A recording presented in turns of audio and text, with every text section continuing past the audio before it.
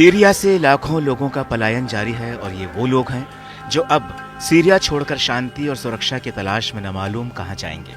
इनकी तकदीर में सीरिया लिखा है और ये सीरिया के हालातों के सताए हुए लोग हैं। सीरिया संताप बन चुका है, सीरिया संग्राम का दूसरा नाम बन चुका है, सीरिया जंग की प्रयोगशाला बन चुका है, सीरिया आतंक की फैक्ट्री बन चुका है, सीरिया साख का सवाल बन चुका है, सीरिया एक ना भरने वाला जख्म यानी अरब देशों में नासूर बन गया है। एक बार फिर विद्रोही गुटों ने सीरिया के सुकून का गला घोंटा और देखते ही देखते बारूद के गुबार से सीरिया का आसमान अपना मुंह छिपाने लगा। सीरिया अब जंग का मैदान बन चुका है उन तमाम देशों के लिए जिनके हथियारों का लाइव इस्तेमाल उनके मुल्कों में होता दिख नहीं रहा है। तभी सीरिया की जमीन पर कोई अपनी सेना के साथ तो कोई किसी देश के हथियारों के साथ फ्लावर को फायर बनाने में जुट गया है। एक नया फायर कट्टरपंथी संगठन हयात तहरीर अल शाम नाम से उभरा जिसने सीरिया को लहूलुहान कर दिया है।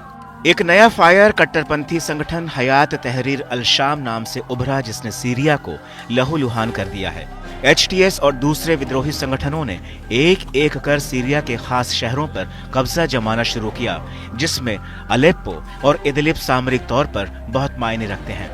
सीरिया के बिगड़ते हालातों के पीछे ईरान ने आरोप लगाया है कि लेबनान में हिजबुल्लाह और इजराइल के बीच सीज फायर होने के अगले दिन से ही सीरिया में संघर्ष शुरू हो गया, जो साबित करता है कि सीरिया में आग लगाने के पीछे अमेरिका इजराइल हैं।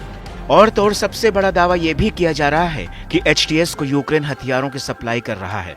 अरब मीडिया आउटलेट अल मयादीन के मुताबिक यूक्रेन पर आरोप है कि वो एचटीएस विद्रोहियों को एफपीवी ड्रोन और दूसरा गोला बारूद दे रहा है और साथ ही जमीनी बलों और ड्रोन ऑपरेटरों के बीच हमलों को अंजाम देने के तरीके भी सिखा रहा है।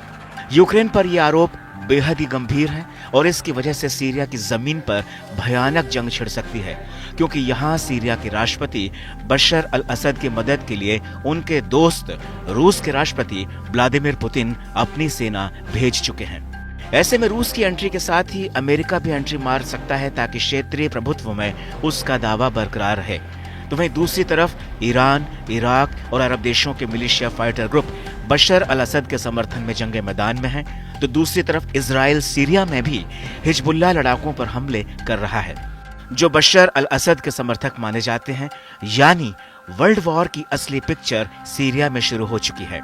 इस समय सीरिया में हालात बेहद खराब हैं। अबू मोहम्मद अल जुलानी के विद्रोही गुट के लड़ाकों ने असद सरकार को खौफ में डाल दिया है।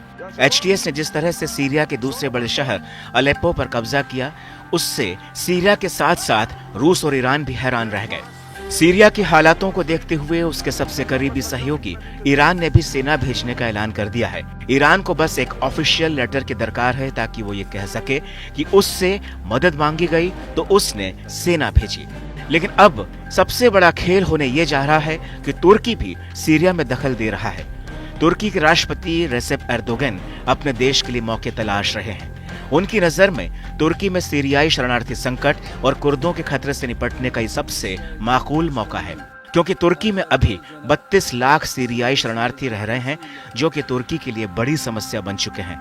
लेकिन सीरियाई राष्ट्रपति बशर अल असद ने एर्दोगन की मदद की पेशकश को ठुकरा दिया है।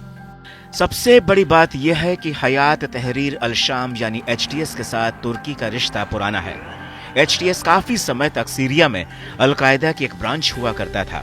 हालांकि तुर्की ने एचटीएस पर अल-कायदा से अपने रिश्ते खत्म करने को कहा था, लेकिन अब देखते ही देखते एचटीएस पिछले कुछ सालों में काफी ताकतवर हो चुका है और उस पर अब तुर्की का जोर नहीं रहा।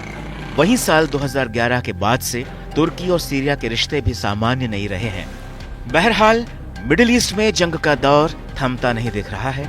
इजराइल हमास से शुरू हुई लड़ाई लेबनान में हिजबुल्लाह के गढ़ से गुजरते हुए सीरिया को छूकर ईरान के दिल दिमाग में उतर चुकी है और अब सीरिया का ये नया सिविल वॉर दुनिया के लिए महासंकट है, क्योंकि महाशक्तियों का यहाँ ईगो क्लैश कहीं सीरिया को कब्रिस्तान न बना डाले।